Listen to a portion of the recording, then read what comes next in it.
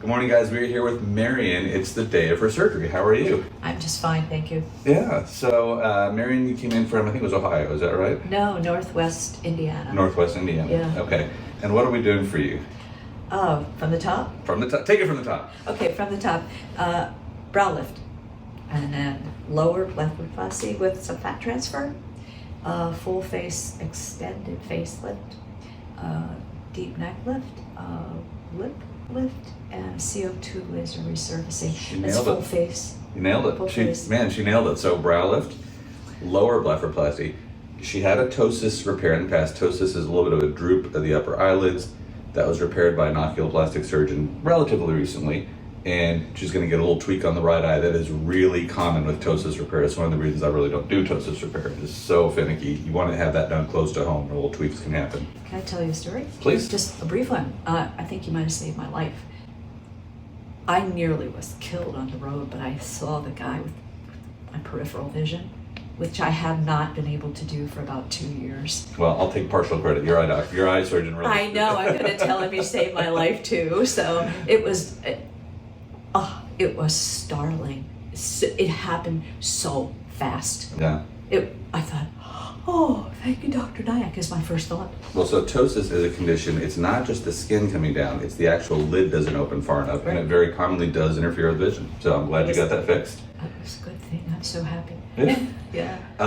And then may I ask how old you are? Well, I'm not sure when it happened, but I'm 77. Okay. Well, Yeah. I love it. So 77. I'm gonna reveal something. She's in perfect health, right? So 77 in perfect health. She's got 15 years easy. This is no joke. So when you talk about average life expectancies, they include babies that died at birth. They include little children that get leukemia. So when you say the average life expectancy is the U.S., 75, 77, well, the people that make it this far in great health make it real far. And so you're going to get to enjoy your results for a long, long time.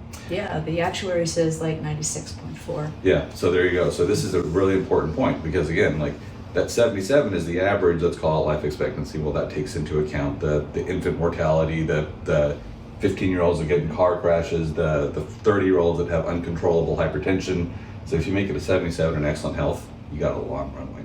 So anything else you want these guys to know before we get back there and reinvent things? I found Dr. Nyack on the internet. I was just tootling along with him. I thought, what's this? And I thought, I had never thought about a facelift because when I was a young woman, facelifts were done with just the skin, I suppose. And there was a comedian who made a lot of money talking about that, Phyllis Diller, and I thought, oh, for heaven's sake, why would anybody ever do that? I thought that's what was available, and then I saw your video on the lesson you gave on how you do it. Yeah. I watched that about 10 times. I thought, I wish I'd gone to medical school. This is really cool. So anyway, I found you on the internet. Well, that's kind of becoming common now, and I love it because I feel like people can get a good exposure. I know you watched a lot of videos before you came here, and you said you saw different experiences from the patients, right? Different people, men, women, just different. I didn't care what they were having done. I watched them all. Yeah, okay. It's just interesting. Thank you for contributing your experience too. Oh, no problem. You're amazing. Thank you. Yeah. Good morning. We are the first day after surgery with Marian. How are you? I'm fine. I'm happy. Tell them. I know the first thing they're going to be like, "Ooh, she's a little more beaten up than we've seen." Do you feel like you're more beaten up than you've seen on some of the videos? Sort of. Yeah. In what ways? This side of my face is a little wonky. Yeah. But you know what? It'll go down. It'll go down. So. I have no fear. It's interesting. We see different recoveries in different people. If you had to put people in categories, in general, I feel like 40s kind of the next day they snap right back. 50s a little more, 60s, 70s, you expect a little more bruising, swelling. It's just part of it. It's going to be fine. You also look a little bunny rabbity today. I know. Yeah. I thought that was first time I saw it. I thought, oh, okay. Yeah. I have trust in this guy. All right. It'll be okay. For any of you who've been through this process or the future go through this process, you will see that we spend a lot of time marking and measuring at the beginning of surgery. And for surgeons, you have to be confident in your marks because you have to be able to trust your marks You spend all the time literally with calipers and precision. And so that way, you know, when they're swollen, they're beaten up and everything else, you know it's going to be fine. You can give that confidence. So it's going to be okay. Face me. Let's see what your profile looks like. So her hair is a mess. I gave her the option of wearing a turban. Yes. No. And she said she wanted you to see her messy hair. So here it is. Actually, tell them what you said about the other people. What? You said that you've been liking watching people's hair as they Yes, I have been. I mean, it's an interesting thing. I thought they must leave it down during surgery and it just curls in on itself and gets lovely. It gets lovely. So we wash it at the end of surgery, but you can't tell. So anyway, her jawline and neckline have turned out absolutely fantastic. Eyes are going to be absolutely fantastic. Brow position, really good. You have to be able to kind of see through the beaten up. We did some laser resurfacing for wrinkles and but for it texture. doesn't burn or it's not really red. Yeah, so it doesn't burn. So tell them about your pain in general. So how was your sleep yesterday? And I don't know the answers to these yet. So how was your sleep yesterday? How's your pain yesterday? Tell us what you felt. Sleep was perfect last night because I made myself stay up.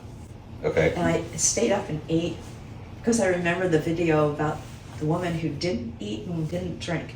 And I thought she just didn't like to drink water, so I don't mind it. So I drank water and I drank everything I could.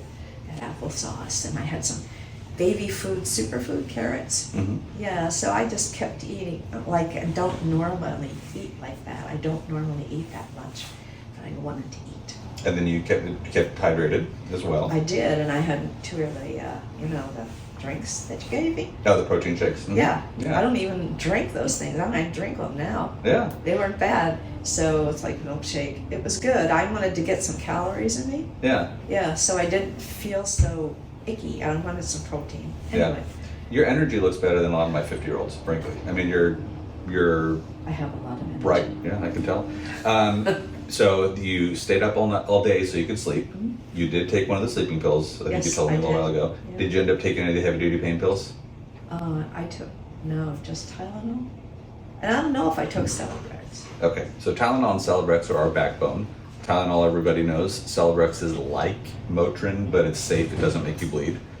Most people, if they take those two, they don't need the heavy-duty pain pill. So did she take the heavy-duty pain pill? I'm looking at our nursing service representative, our nurse that was with her this morning, and so she did not take the heavy-duty pain pill. So it seems to me if you're taking Tylenol all day long, you're in a steady state of, I'm not hurting. Good. Good. Is that what it is? Yeah, between the Tylenol and the Celebrex, it paves the road, and then the pain pill's available for little potholes if necessary, but Yeah. there's usually not that many potholes. Anything else you need to know in the first morning? No, follow your nurses, even if you are headstrong like me. I mean, you just sort of like I take care of myself all the time, and it's so unusual. I have nice nurses taking care of me. The nursing service is great, by the way, and I bought another day of it, Good. or 2/3 of a day of it. It's Good. just so the medications could be given to me properly. I think it's smart. Yeah, Good. feels so good too. To have somebody take care of you, Yeah. which never happens to me. Well, I'm happy for you. Yeah, You already look great. I can see through it. you can. But in the real world, when the swelling and beating up goes away, you're going to be one of my absolute best. Happy Shoot, for I'm gonna go around town. you. Please do. We'll put a sandwich board on you. All right. Well, thank you for letting everybody Thanks a lot. follow along. Have a good surgery. Yeah, thank you. Yeah. We are here at day 4 with Marian. How are you? I'm fine, thank you. Fine. No longer the bunny rabbit pirate that you were the other day. It's decreasing. It's decreasing little by little. So many of you remember on the previous video, it was the morning after her surgery or second day after her surgery, she had a real black and blue eye where her 1 weak eyelid muscle wasn't even able to hold the swelling up, and it was basically closed. Right. And the lip lift plus the swelling and the initial tightness had the bunny rabbit look. So the bunny rabbit pirate. Now I think you look, I said this to you a minute ago, you look like someone in her 40s that had a intense laser resurfacing and is therefore swollen. But that's all. I think you look fantastic. Are you seeing any of it yet, or is it still scary? No, I see a different shape to my face. Obviously, it's a little swollen, but it's not saggy Yeah. like it was. Jowly down here I don't have a lot of fat, but the skin was saggy. So I see a big difference already. And I'm waiting to see the rest of it when Yeah. the swelling goes down. Patience is hard. She's been incredibly patient, even during the bunny rabbit pirate stage, which is terrifying. But she was incredibly patient, and it'll take truly 2 or 3 weeks for you to feel like you're presentable, and then 6 or 12 months for a final result. Good. I'm patient. Yeah. So you were telling me a couple things. You were telling me about the pain that you had. Which was none. Yeah. So people really don't believe this, and there's a range. Some people really do have pain. Most of our patients have little to none. So what have you been doing for pain? When you did have, you must have had some twinklings of it. Where were they? They were actually nowhere. And I did have a little thing on the top of my head. Yeah, tell them about that. That was just that was a sensation more than anything. Just a sensation. It wasn't pain. You know, if you had to grade it, it would be 0 pain. It was like a little chipmunk sitting up there. Yeah. So the nerves that supply the sensation to the top of the head originate in the eye sockets, and they run past our brow lift field. And so very commonly we'll have phantom symptoms, itching or zaps or something sitting, the little book sitting on your head or like a hat on. People will report that kind of stuff all the time as brow lifts heal. I should mention Marian had a childhood injury 50 years ago? 71. 71 years ago, where she had a little forehead injury there. So that's not an incision from the brow lift, that's just something from the past. We usually have a day 3 pothole where people feel like they really have hit a down energy day. How was your day 3 pothole? I tried, because of the videos that I watched, tried to remember some of that stuff. And I purposely decreased my activity to very little during the first 3 days. That was just my approach. I usually walk like 3 miles or 4 miles a day, and I did up and down the hall a couple of times. That's it. I didn't want to use up my energy. I didn't want to get real tired. So I just rested yesterday is what I did. Good. Yeah. So she conserved her energy for day 3 and it helped a little bit. I think so. Yeah. I'm going to just ask you an open-ended question. Tell these guys about the nursing service that you had and what you thought of how helpful that was. Wow. Oh my goodness. I asked the director of the nursing service if I could write each of them a note. I've never been treated so well. I love nurses anyway, but because there are a lot of them in my family.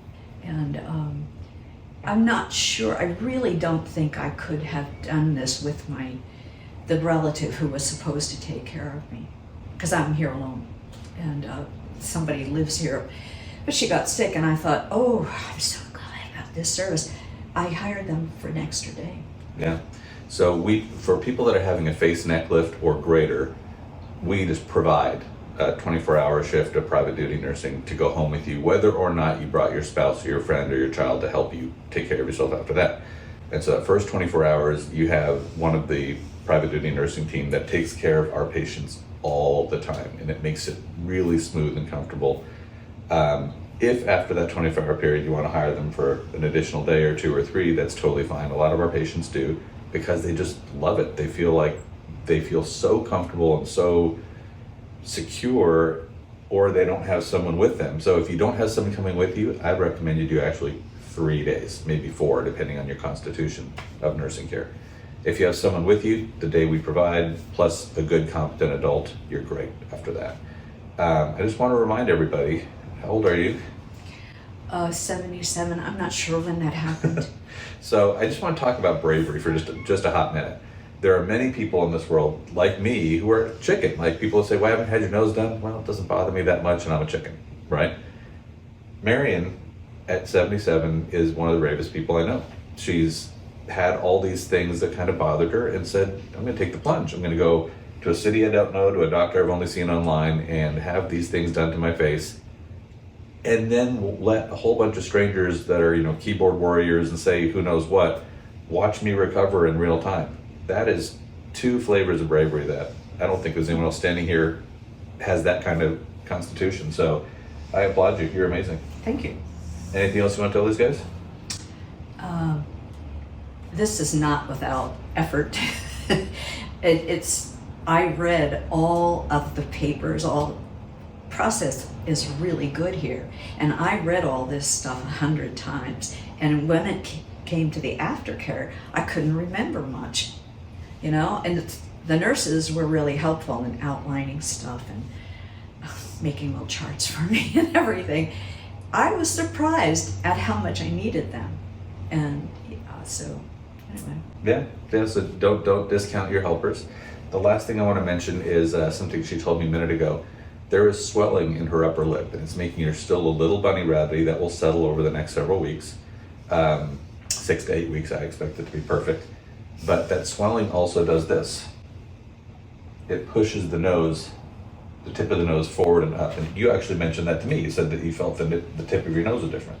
Oh, yeah. Yeah, Mm-hmm. yeah. The other place we see swelling changing facial features is we do surgery behind the ears that helps secure the neck. And the area behind the ears will swell, and very commonly people will tell us in the first couple days or first couple weeks after surgery, they feel like they see their ears more prominently. Oh, that's the reason. Yeah, do you feel that too? Yeah, I thought, I hope Mr. Obama ears. Yeah, there you go, or Dr. Nyack ears. No. So that's the same thing. The swelling under the base of the nose changes the passive sit of the nose. As the swelling goes away, the nose settles. The swelling behind the bowls of the ears rotates them forward. As the swelling goes away, the ears settle. So, very common things. I'm not worried about it. You're amazing. Thank you. You're welcome. Thank you. We are day 10 with Marian. How are you? I'm fine. And you're famous now, by the way. Right. You're right up there with Brenda and with Kevin. You're like part of the pantheon of people that We could start a singing group. Oh my God, I have had some experience with that. No, seriously, you are one of the people that people are constantly. Are we going to see Becky again? Are we going to see Devin again? I love bring Brenda back. You are now in that pantheon of like. Just, they can't get enough of you. I wanted you to send the thing out to all the students I've ever taught that did not believe you. Well, so tell me, how you are 10 days in now. Yep. You actually got out, you've been going through the hotel lobby intermittently, and you had a compliment from your hotel lady today. I did. Well, the first compliment I didn't get was from a little boy who was like maybe 3-4 years old. This is when I was marked up and beaten up. And he sat next to me, he just did this. And I said, it's Halloween, I have a new costume on. And he went, oh. But today I got a compliment from her. She said, your skin is really pretty, you know? And I said, I know a guy who can do this for you. I know the place to go. And she goes, oh. Well, her skin is really pretty. And many of you commented that her skin, face, neck, and even chest, has been beautiful all along. And you've been really good at sun protection your whole life, right? Yeah, and skincare too. Yeah, so this level, like in a spa. Yeah, so Marian's been serious about self-care for a long time. And so when we have really healthy raw materials, we can make really beautiful projects. You had some bruising show up yesterday or day before yesterday in your forehead. Right here, and it happened coincidentally. I was trying to take the last markings off of something, and I was doing this and it appeared. And I thought, oh, for heaven's sake, and I went and got a cloth and I thought, what is that? So it's Ash Wednesday. So what happened is bruising, it goes through phases. And so bruising usually starts deep and dark purple, and then it goes from purple to kind of maroon to kind of green to kind of yellow. And as it goes through those colors, it also rises, and often rises meaning it becomes more superficial, and then falls on the anatomy. So what usually happens is kind of deep in purple, and then a few days later is green, and as it's hit this kind of green-yellow stage, it's actually had the chance to rise all the way up to the surface, which is where she noticed it. Mm-hmm. When it was deep in purple, it was under all the scalp tissue, so it was opaque.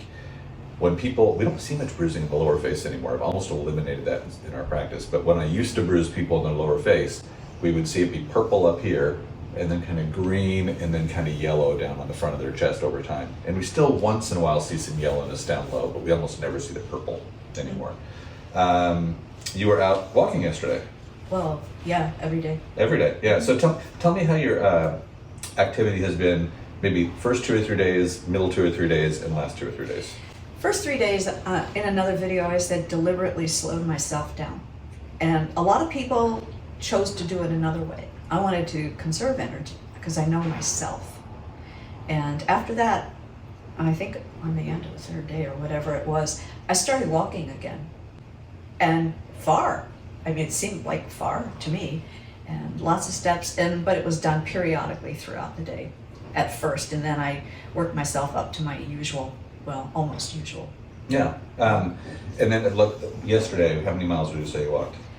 Just about 2. Yeah, I mean, that's more than 90% of the American population walks in a day. So That's about half of what I walk every day. okay, and half of your normal. So exercise limitations, exertion limitations after this kind of surgery, I tell people they can walk at a normal kind of hallway pace, something that would look appropriate in a professional office building, as soon as they feel steady. So it's usually the very next day. That kind of walking, that pace, as much as you want, as soon as you feel steady. If you're not steady the first day, wait till the second day. If you're not steady the second day, wait till the third day. We don't want you falling down. So steady, not lightheaded, everything's feeling good, usually a day or two. Long office building paced walks as much as you want. And she did the right thing. Don't overdo it in the first few days, and she had a pretty easy recovery. I have other people like, this isn't going to stop me, and they crash on day 3, 4. So I mean, because that was in the video. yeah, well, you Yep. did the right thing. Yeah. Getting your pulse up, heart rate up, kind of winded, panted, shorter breath, that kind of stuff, 2 full weeks before we allow that, because we don't want to allow bleeding to stir onto the surface. If a nose surgery is a part of the rejuvenation, we make it 3 full weeks. That's after the surgery, After right? the surgery, right? So you are 10 days in. So it's like next 4 more month. days. Yeah, Oh. 4 more days you can do non-impact, high cardiac output things. So you could get on an exercise bike and spin, but maybe not jumps up and down. You could do stairs up and down, up and down, up and down. You could do treadmills on a high incline and walk fast. How about weights? So weights you can do as well, as long as, and you should be doing this anyway, you're not straining this muscle. That's the platysma. Oh, I can wait The for that. platysma continues up the sides of the face into what becomes the deep plane tissue. So if we're straining here, we're straining my repair. So weights, if you can keep your collarbones and up passive, you can do weights. Okay. If you find yourself tensing up this area, I'd say put into the 6-week category. 6 weeks is kind of jarring, straining, extremes of motion. Everything's really sucked in by then. I'm not worried about Oh, it. geez, I never do that anyway. No. What else do we need to tell them about? That you're bruised. Laser. So you switched yesterday to the different creams. I did, on your advice. It's one thing you need to know, my friends, is that you have to wear a pretty heavy ointment on your new skin, or what is the old skin peeling off. I was willing to do it, and I thought, I'm not sure how I'm going to get this off, but it will come off. So most of it came off yesterday, and a little bit is remaining, but I imagine that will come off as I wash my face. So that's that. Yeah. So the first few days, the wash that we have you use is this very dilute vinegar water. The moisturizer we have you use is basically like Vaseline. It's called Van Apply ointment. It's very sticky and gross, but it's necessary because the barrier function of the skin is compromised. After that barrier function is established enough, we switch to more cosmetically elegant products, a true face wash and a true moisturizer. That's what she switched to yesterday. And then you already did this. Some people, whether or not they laser, we use the same ointments on the incision lines and their hair gets really greasy. You want to tell them a tip? Am I allowed to? Yeah. Okay. Well, somebody here told me, and I said, how am I going to get this out? She goes, well, it's a really complicated thing. She said it's called Dawn. And I thought, yeah, there's a current ad on television about the ducks getting the oil off. So I did that the day before. I thought, I can't walk in that office looking like this anymore. It hasn't gotten it all off, but I diluted some shampoo and did the rest of my hair. And then I took the Dawn and put little dots, and it went like this all over, and did it again, and then rinsed my hair. And that actually works. Yeah. So if wherever you out there at home, if you're having surgery with someone else or here, when your surgeon gives you permission, you're trying to get the real sticky ointment out of your hair. A little bit of Dawn right at the hairline where all that stuff is, and then wash your hair as normally right after that. I have to do it again. You have to be patient about this, and willing to have people look at your kind of wonky hair. Yeah. And like, who cares?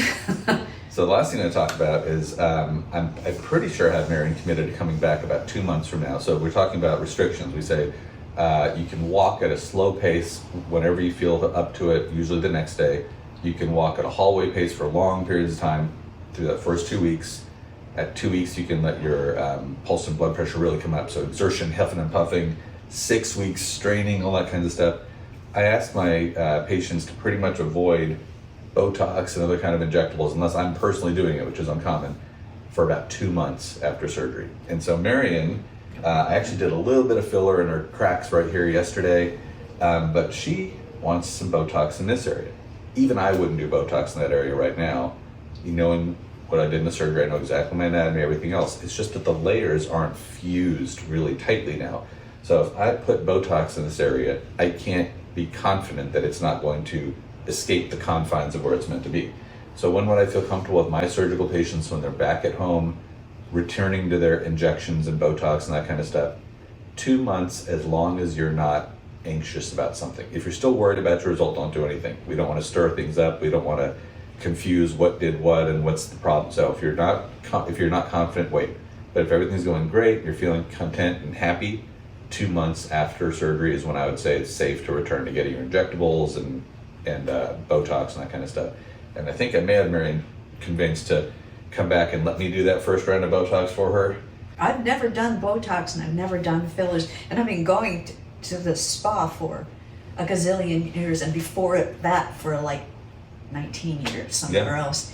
So I never had them. Wish I had done them up here because what do they call the 11s? The 11s, yeah. Mine were really 11s. They were like 11 and a halves, they were just like in there, squeezed in there. Jeez, I frown a lot, I guess. We call it the thinkle. You have a strong thinkle. So I'm gonna Botox that for her in a couple months. Okay, I'm you sorry. still high on your medication? No. There was a time we used to try to take that muscle out with the brow lift. We used to try to take it out. Almost no one does that anymore. The idea was if you take the muscle out, then they don't frown. They get rid of their 11s permanently. That muscle also holds the brows towards each other and down. And when you take that muscle out, the brows get really wide and the head goes really high up. And the irony is, fibers of it grow back and they get the wrinkle anyway. But they have this wide, flat, high forehead. And it's what gave brow lifts or endoscopic style brow lifts a really bad name for a long time. So now we say brow lifts are to shape the brow, which your brow is beautiful. And if you want the 11s treated, Botox or Dysport or any of those things are the way to do it. My eyebrows are real. That's one of the reasons I came here. I've lived my whole life, and I don't know if it was because of this injury that walked things around in my head, but my eyebrow was down here, and the other one was kind of over here, and I had these things that, I know my students thought I was mean at first. I had to be really nice to them because they looked like I was always frowning. No. I really did. I mean, I was like the poster child for frowno. I'm going to tell you another dad joke. Have you heard of RBF? No. So on internet lingo, RBF stands for resting bitch face. Oh, that was it. We call it recommend brow lift face because it's the same thing. Like when you look like you're angry but you're not, the internet calls it one thing. For me, that's just code for brows give a false sense of anger if they're down low. Yeah, they do. Or a false sense of sadness. Do Think the of the first sad one emoji. again. Yeah, show it to them. That was me. That was I just got my Botox a couple weeks ago, so I can't frown really hard right now. So brows give a false sense of anger if they're down low in the middle. They give a false sense of sadness if the tails are low, like kind of puppy dog shape. Under eyes give a false sense of exhaustion. So there's emotion that gets read into normal aging changes. If you think of cartoons, when they want to make the guy look tired, they draw dark circles under here. So, any last words for them before they see you a couple months from now? No. You have to be thoughtful about this process. You have to really think it through, and you have to, I don't call it researching it, I call it getting information. And you have to find a good surgeon. You have to make sure they got into a good school and he got out. They got into a good medical school, they got out. And like triple board certified. What does that mean? I had to go look that up. And I looked up each one of the things. What's that mean? And then you have 2 good videos. Can I recommend them? Please. I mean, there are a lot of good videos and I watched them all, but the 2 that were most useful to me in terms of actually understanding things. This is weird. There's one video about types of facelifts.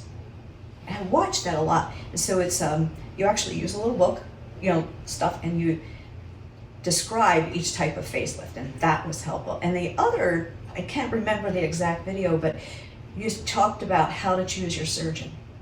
And it was, I remember that one. Make sure about this and make sure about this, that this person is doing what he says and has people watching him and Yes. he teaches and that kind of thing. I remember what it was. It was, everyone says they're doing a deep plane facelift now. Right. But there's that's no it. way for you to know if they're really doing it. One way you can know that I'm really doing it is I have 2 or 3 doctors from around the world every day There were 3 at my surgery. here to watch because they want to see how it's done. I lecture 14 or 15 different conferences per year. I put out articles and videos. You know I'm doing it because I'm being watched constantly. The guy that's kind of not teaching, not interactive with his peers, doesn't allow people to come visit, it's all top secret. You don't know what's really going on behind there. So I think the best way to know that someone's doing X super complicated or advanced procedure, you only know, the best way to know it is if they're teaching it. Then you know that they know it. Otherwise they just say that they're doing it. So Yeah, that was really helpful to me. I kind of knew that sort of thing about other professions, but those 2 things were very, very helpful. And then all the videos that everybody else has done talking about their experience was also helpful. I recommend that you watch all the videos, not just about the procedures you want. okay. Well, I That's it. could not thank you enough for everything you've done for them and for me, and can I give you a hug? Yeah, you can. Don't let your heart rate get up. No, I in a know, couple days. There's a danger though, so anyway, amazing. thank you. You're amazing. I hope you found this information helpful. If you did, hit that subscribe button and turn on the notification bell icon so you can see my future content.